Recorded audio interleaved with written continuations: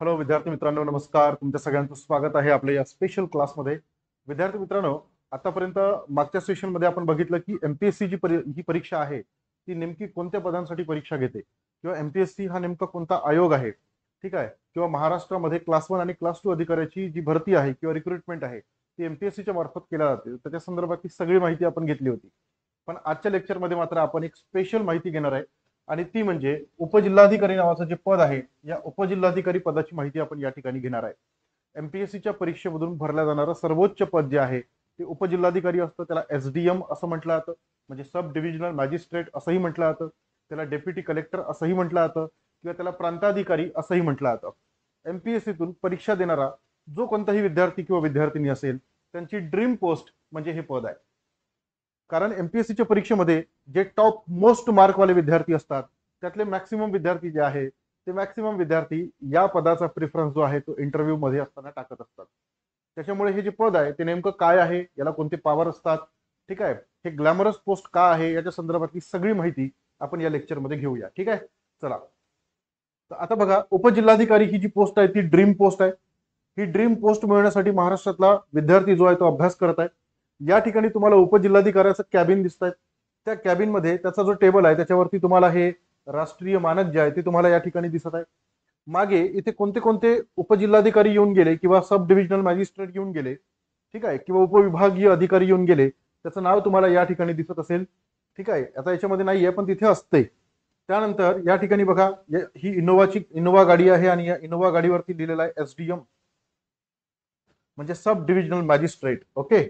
मग आता ही जी सब divisional magistrate नावाची जी पोस्ट आहे त्या पोस्ट दरवर्षी असतात का, तर दरवर्षी नसतात.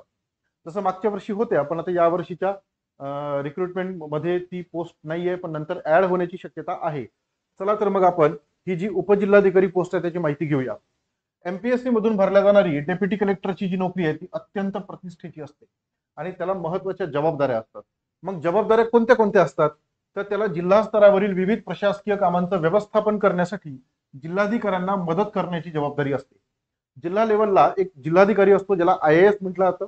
हा आय ए एस अधिकारी जो आहे तो युपीएससी ही परीक्षा देऊन येतो आणि त्याला असिस्ट करण्यासाठी जे वेगवेगळे डिपार्टमेंट असतात त्या डिपार्टमेंटचे हेड म्हणून हे उपजिल्हाधिकारी जे आहे ते काम करत असतात. जर तुम्ही कलेक्टर ऑफिसला गेलात तर तिथे वेगवेगळे डिपार्टमेंट आहे आणि त्या वेगवेगळ्या डिपार्टमेंटचे हेड म्हणून उपजिल्हाधिकारी तुम्हाला बसलेले दिसतील. उपजिल्हाधिकारी जो आहे तो 15 वर्षानंतर त्याचं प्रमोशन होतं, त्याला आय ए एस केडर मिळतं. त्यासाठी त्याला मसुरीला जावं लागतं ट्रेनिंगसाठी आणि त्याला मग नंतर आय ए एस हे जे केडर आहे ते बहाल केलं जातं आणि अतिरिक्त जिल्हाधिकारी म्हणून त्याची नेमणूक केली जाते. ओके. जॉब प्रोफाईल जे आहे त्यामध्ये कायदा आणि सुव्यवस्था राखणे ही उपजिल्हाधिकाऱ्याची महत्वाची जबाबदारी असते, जेव्हा तो प्रांताधिकारी किंवा सब डिव्हिजनल मॅजिस्ट्रेट म्हणून त्याला अपॉइंट केला जातं. मग आता सब डिव्हिजनल म्हणजे काय रे, तर एक किंवा दोन किंवा तीन किंवा चार म्हणजे एकापेक्षा जास्त, मग ते किती असो, तालुक्यांचा एक भाग म्हणून प्रांत तयार केला जातो. ठीक आहे, आणि या प्रांताचा प्रमुख अधिकारी असतो एसडीएम, म्हणजे सब डिव्हिजनल मॅजिस्ट्रेट. ही एसडीएम ची जी पोस्ट आहे म्हणजेच उपजिल्हाधिकाऱ्याची पोस्ट असते. मग तो त्या प्रांताचा किंवा त्या 3-4 तालुक्यांचा बॉस असतो. सगळे डिपार्टमेंट जे आहे ते त्याच्या अंडरमध्ये असतात. मग तिथला एसीपी असो किंवा मग तिथले कुठले पण प्रांताच्या लेवलचे अधिकारी असो, तहसीलदार असो, पोलीस इन्स्पेक्टर असो, पोलीस ठाणे असो, सगळंच्या सगळं त्याच्या अंडरमध्ये असतं. म्हणजे एक प्रकारे तो महाराष्ट्र राज्याचा जसा मुख्यमंत्री असतो तसा तो त्या प्रांताचा मुख्यमंत्री असतो आणि सगळे त्याला रिपोर्ट करत असतात. ठीक आहे, तर अशी झाली ही एसडीएम ची महत्वाची कार्य. ठीक आहे. त्यानंतर तो प्रमुख दंडाधिकारी सुद्धा असतो, तो मॅजिस्ट्रेट असतो, त्याचं स्वतःचं न्यायालय असतं. तुम्ही कधी जर एसडीएम ऑफिसला भेट द्या, त्या ठिकाणी तुम्हाला न्यायालय दिसेल. तर प्रॉपर्टीच्या संदर्भातले जे वाद असतात ते त्याच्या कोर्टामध्ये सोडवल्या जातात. सर्वात छोटं जे न्यायालय असतं ते नायब तहसीलदाराचं असतं. तिथून वरती अपील करत करत मग एसडीएमच्या कोर्टामध्ये तो येतो आणि एसडीएमच्या कोर्टातून तो कलेक्टरच्या कोर्टामध्ये जातो. ठीक आहे.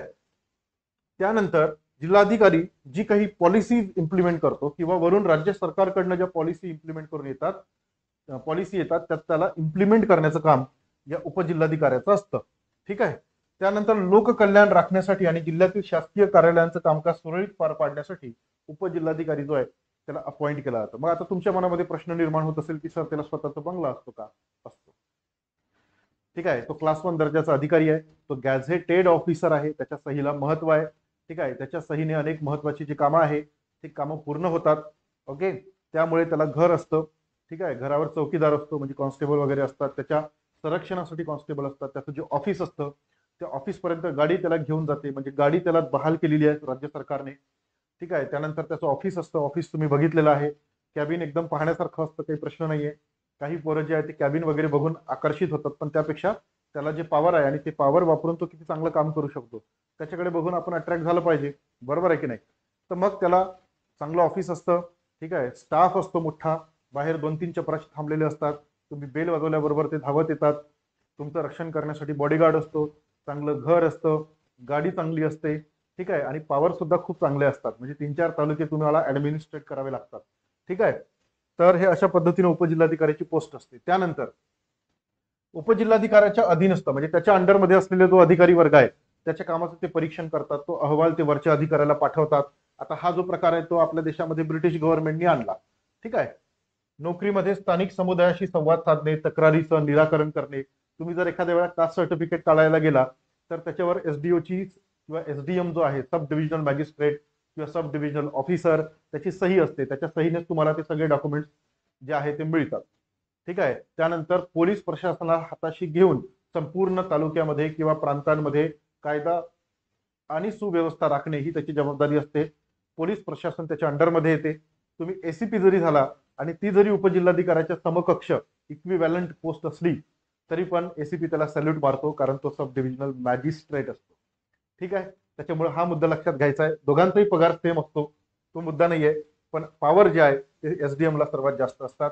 तालुक्यामध्ये किंवा प्रांतांमध्ये कुठलेही इश्यू असो ते सॉल्व्ह करण्यामध्ये पहिल्यांदा तो उभा राहत असतो, तो ऍब्सोल्यूट पॉवर असतो, ठीक आहे.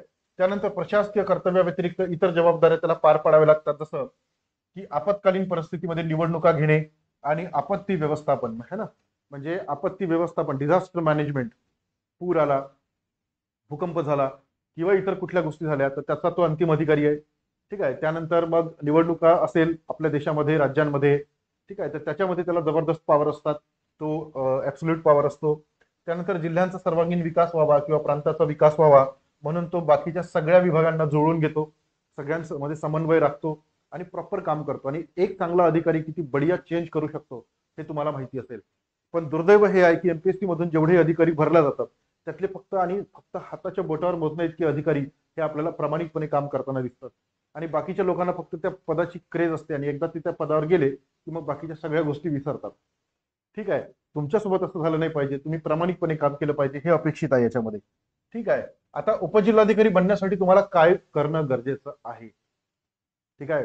आता एवढं तर आपण बघितलं, फुल अँड सोल असतो, ठीक आहे, कुठे जायची गरज नाहीये, प्रत्येक ठिकाणी गाडी असते, घरातून निघाल्यावर गाडी, ऑफिसमध्ये पोहोचताना गाडी, हे तर सगळे आकर्षण आहे. पण याच्या पलीकडे जाऊन एक स्थिर नोकरी आहे, ठीक आहे, म्हणजे काही भयानक झालं नाही आणि तुम्ही चुकीचे कामं नाही केले तर तुम्ही सस्पेंड होऊ शकत नाही, ठीक आहे. प्रमोशन खूप बढिया आहे, पुन्हा वर गेला तर कलेक्टर बनता 15 वर्षानंतर, आणि खूप जबरदस्त पॉवर जे आहे ते तुम्हाला मिळतात.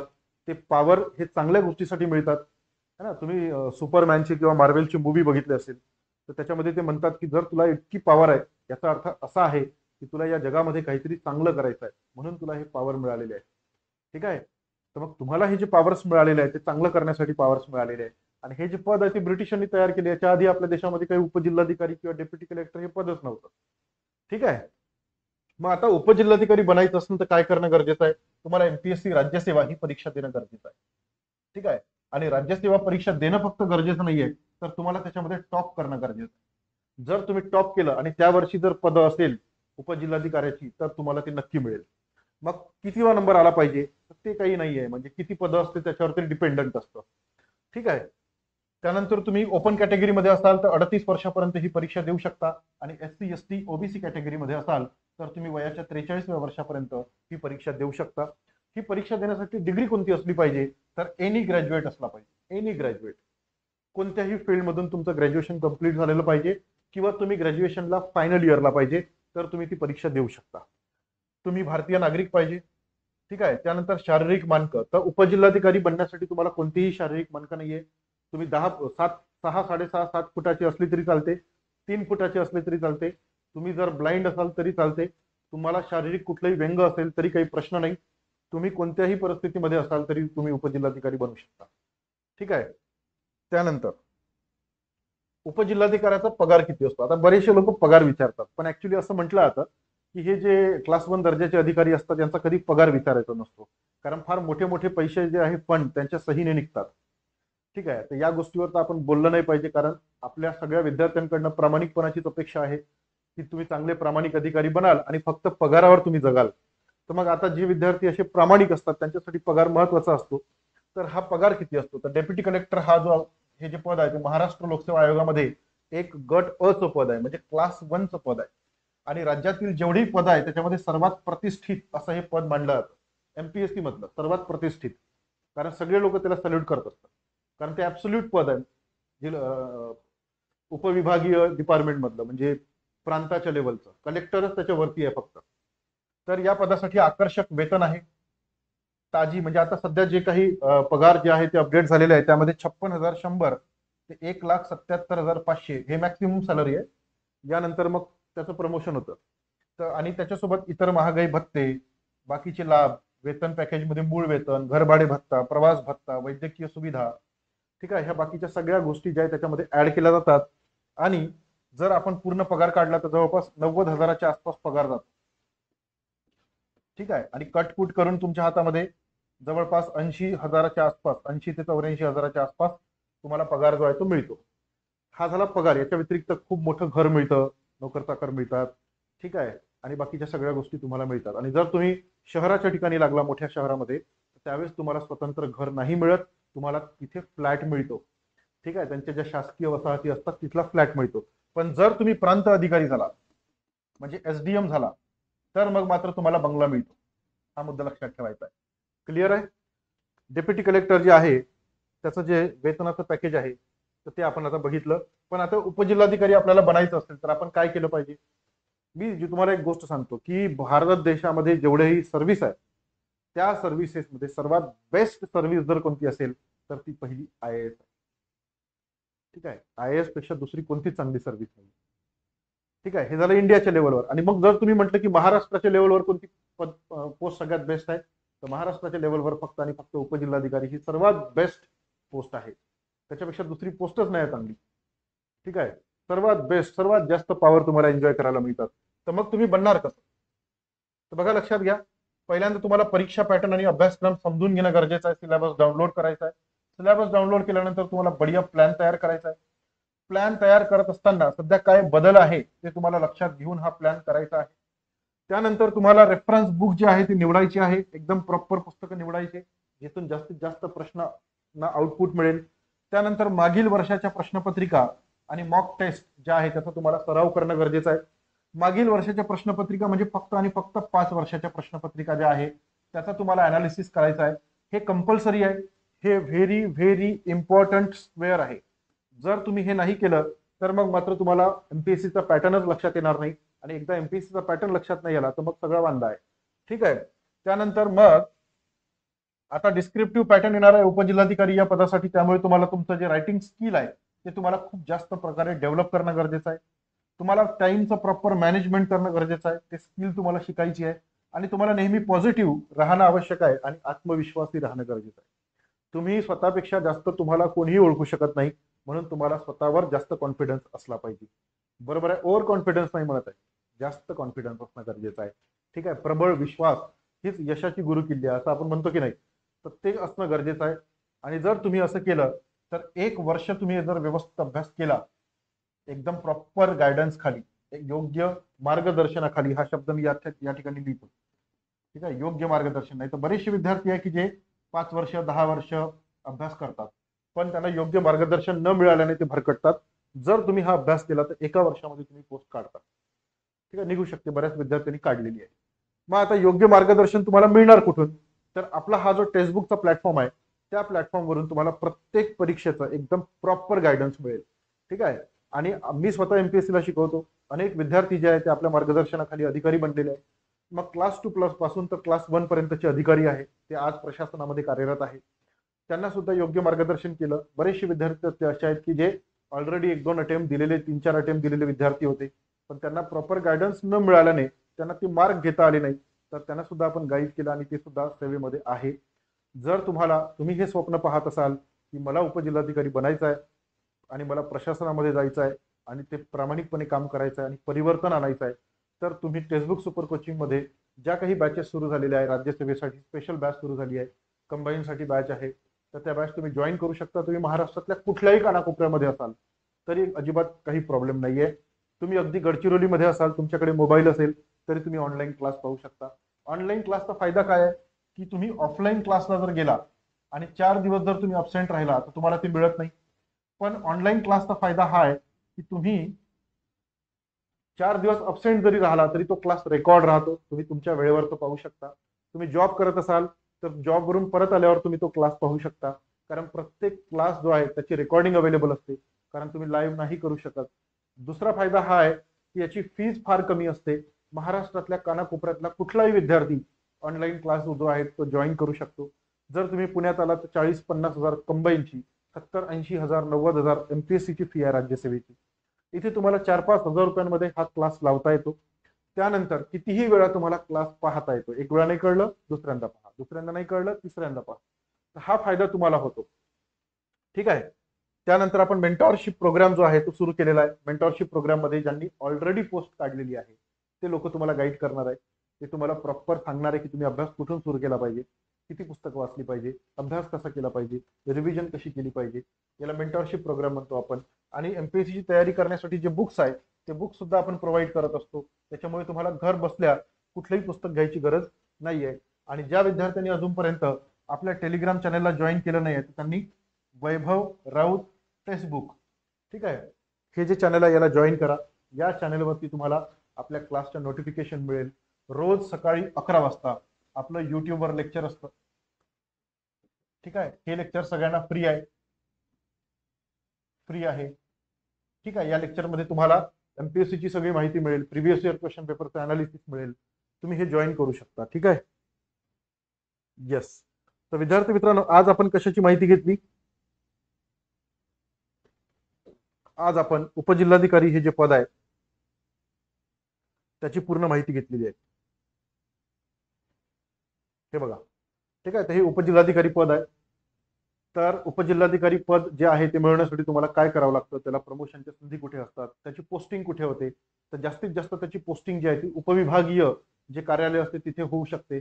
उपविभाग म्हणजे काय, तर कमीत कमी 2 आणि जास्तीत जास्त कितीही तालुके एकत्र मिळून बनलेला जो भाग असतो, जिल्ह्याचा छोटा भाग, त्याला उपविभाग विभाग म्हणतात. तिथे तुमची पोस्टिंग होऊ शकते, किंवा त्याच्यावर तुम्ही जिल्ह्याच्या ठिकाणी तुमची पोस्टिंग होऊ शकते, किंवा त्याच्याही वर तुमची पोस्टिंग होऊ शकते. तुम्हाला कुठेही ट्रान्सफर केलं जाऊ शकतं. आणि तुमची जी ड्युटी असते ना ती 24/7 असते.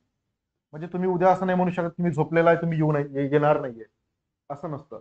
तुम्ही 24/7 अधिकारी असता. रात्री 12 वाजता 2 वाजता काही झालं तर तुम्हाला तिथे जाऊन उपस्थित राहावं लागतं, कारण तुम्ही ऍब्सोल्यूट पॉवर असता. ठीक आहे. तर इतके जबरदस्त अधिकार जे आहेत ते उपजिल्हाधिकाऱ्याला असतात. अनेक विद्यार्थी तहसीलदार झाल्यानंतर उपजिल्हाधिकारी पद हे मिळालं पाहिजे म्हणून प्रयत्न करत असतात. ठीक आहे. कारण तहसीलदार जर तुम्ही झाला तर उपजिल्हाधिकारी बनायसाठी 15 वर्ष लागतात. मग 15 वर्ष वाट पाहण्यापेक्षा 1 वर्ष पुन्हा दाबून अभ्यास करायचा आणि उपजिल्हाधिकाऱ्याची पोस्ट काढायची आणि पुढच्या 15 वर्षामध्ये डायरेक्ट कलेक्टर बनायचं. तर ही जबरदस्त पोस्ट आहे, ग्लॅमरस पोस्ट आहे, प्रतिष्ठित पोस्ट आहे. तर तुम्ही ही मिळवू शकता. पण जर तुम्हाला योग्य मार्गदर्शन मिळालं तर तुम्ही ही पोस्ट नक्की मिळवू शकता. त्यासाठी आपण एक स्पेशल बॅच चालू केली आहे, एमपीएससी राज्यसेवा प्रिलिम 2024. या बॅच मध्ये तुम्हाला पूर्व परीक्षा 2024 ची इत्तमभूत माहिती मिळेल, प्रॉपर टीचिंग मिळेल, प्रॉपर गायडन्स मिळेल. आणि तुम्हाला या परीक्षेमध्ये जास्तीत जास्त मार्क घेण्यासाठी आम्ही शिकवणार आहे. महाराष्ट्रातले टॉप एज्युकेटर जे आहे ते तुम्हाला या ठिकाणी शिकवतात. मी स्वतः तुम्हाला हिस्ट्री हा सब्जेक्ट शिकवतो. ठीक आहे. आणि जर तुम्हाला या बॅचला एनरोल करायचं असेल तर आपला जो डिस्क्रिप्शन बॉक्स आहे त्या डिस्क्रिप्शन बॉक्समध्ये सगळ्या प्रकारच्या बॅचेसची लिंक दिलेली आहे. ती त्या लिंकवर जाऊन तुम्ही या बॅचला एनरोल करू शकता, किंवा तुम्ही आपलं टेक्स्टबुक सुपर कोचिंगचं जे ऍप आहे तिथे जाऊन सुद्धा तुम्ही ते डाउनलोड करू शकता. आता पहा, सुपर कोचिंग हे जे ऍप आहे हे डाउनलोड करा, तिथून तुम्हाला ते नक्की मिळेल. जर तुम्ही ही बॅच लावली तर 500 पेक्षा जास्त टेस्ट तुम्हाला सॉल्व्ह करता येणार आहे. 1000 पेक्षा जास्त प्रत्येक विषयाचे प्रश्न तुम्हाला सॉल्व्ह करता येणार आहे. हे दर्जेदार प्रश्न आहे. यातून 85% जास्त आपला जो काही पोर्शन आहे किंवा तुमचा एमपीएससीतले प्रश्न आहे ते कन्वर्ट होतात. 300 पेक्षा जास्त नोट्स तुम्हाला अवेलेबल आहे. लाईव्ह क्लासेस मिळत आहे आणि रेकॉर्डिंग सुद्धा या ठिकाणी तुम्हाला अवेलेबल आहे. ठीक आहे. येस. तर विद्यार्थी मित्रांनो, स्वप्न पाहण्यावर सगळ्यांचा अधिकार असतो. ठीक आहे. तुमच्यापासून तुमचे स्वप्न कोणी हिरावून घेऊ शकत नाही. पण तुम्हाला ते जर पूर्ण करायचे असेल तर तुम्ही मात्र प्रामाणिकपणे प्रयत्न करणं गरजेचं आहे. मार्गदर्शन आम्ही तुम्हाला करू, पण स्वप्न पहा आणि ती पूर्ण करा. ओके, तर आज आपण या ठिकाणी थांबूया. पुढच्या सेशनमध्ये आपण एक नवीन पोस्ट घेऊन भेटूया. त्याचे अधिकार, त्याचे कर्तव्य, त्याचे पॉवर हे सगळे आपण त्या ठिकाणी पाहूया. Okay, thank you very much. All the best. Bye bye.